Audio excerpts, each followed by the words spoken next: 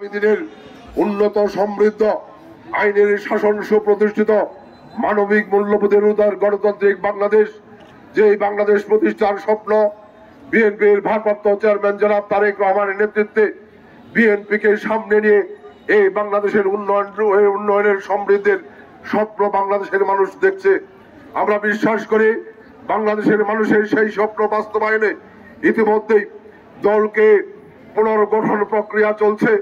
নতুন করে সঠিক সৎ সাহসী স্বচ্ছ নেতৃত্ব তৈরির মধ্য দিয়ে এই বিএনপির নেতৃত্বে বাংলাদেশকে আগামী দিনে মানুষের স্বপ্নের বাংলাদেশের রূপান্তরের যে প্রক্রিয়া চলছে, সেই প্রক্রিয়ার অংশ হিসেবেই সদ্য জামালপুরে জাতীয়বাদী স্বেচ্ছাসেবক দলের আহ্বায়ক এবং সদস্য সচিব 2 সদস্যের কমিটি ঘোষণা করা হয়েছে। আহ্বায়ক হিসেবে যাকে দায়িত্ব দেওয়া হয়েছে, আমি মনে করি নতুন করে পরিচয় দেওয়ার কোন সুযোগ নাই।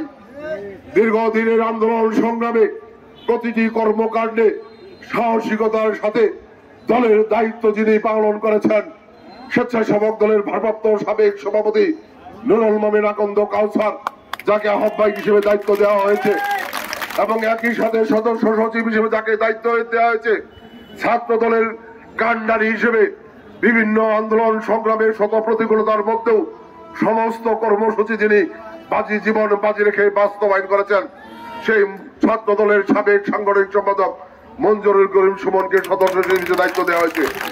আমরা বিশ্বাস করি এই কমিটি শুধু দলীয় নেতাকর্মী নয়, সারা জামালপুরের বিএনপি পরিবারের সদস্য এবং সর্বস্তরের জামালপুরবাসীর কাছে সমাদৃত হয়েছে।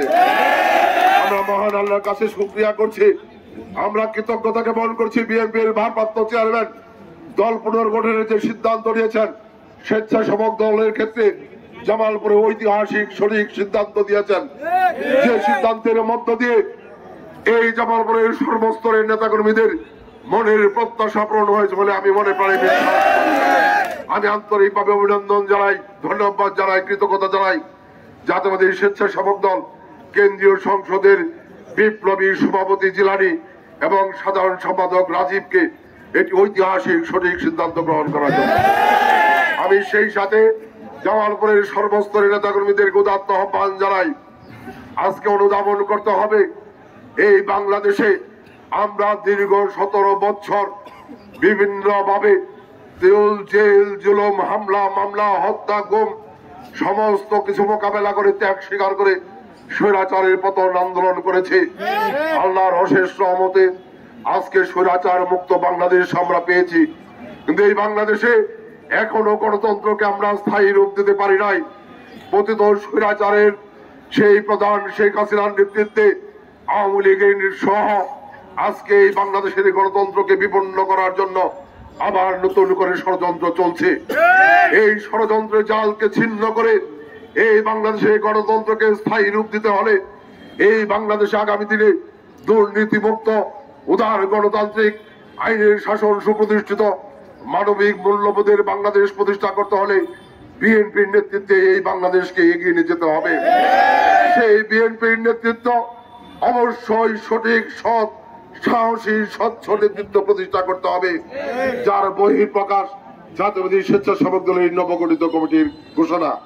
আমি বিশ্বাস করি এই কমিটির নেতৃত্বে জাতীয়বাদী স্বেচ্ছাসেবক দল বিগত দিনের চেয়ে আগামী দিনে আরো বেশি শক্তিশালী ঐক্যবদ্ধ হবে।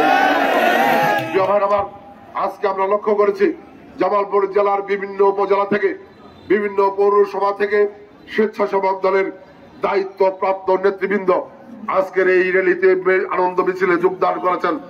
আমরা তাদেরকে ধন্যবাদ জানাই, কৃতজ্ঞতা জানাই। সেই সাথে সর্বস্তরের নেতৃবৃন্দের উদ্দেশ্যে উদাত্ত আহ্বান জানাই।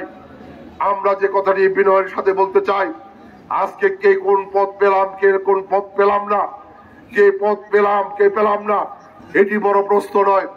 আজকে বিএনপির কাঁধে এই বাংলাদেশে গণতন্ত্রকে স্থায়ী রূপ দেওয়া, বাংলাদেশের মানুষের উপরের অধিকার প্রতিষ্ঠা করা, দুর্নীতিমুক্ত বাংলাদেশ প্রতিষ্ঠা করা, আইনের শাসন প্রতিষ্ঠা করা, এই বাংলাদেশকে উন্নত সমৃদ্ধ মর্যাদাশীল জাতিতে পরিণত করার সবচেয়ে বড় গুরুত্বপূর্ণ পবিত্র দায়িত্ব বিএনপির নেতাকর্মীদের কাঁধে।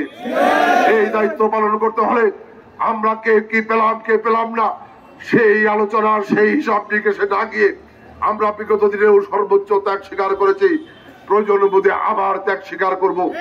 আমরা সকলে মিলে ঐক্যবদ্ধভাবে এই কমিটির নেতৃত্বে আগামী দিনে জামালপুরে বিএনপির সকল কর্মকাণ্ড সহ স্বেচ্ছাসেবক দলের কর্মকাণ্ডে আমরা সকলে মিলে শরীক হব ইনশাআল্লাহ।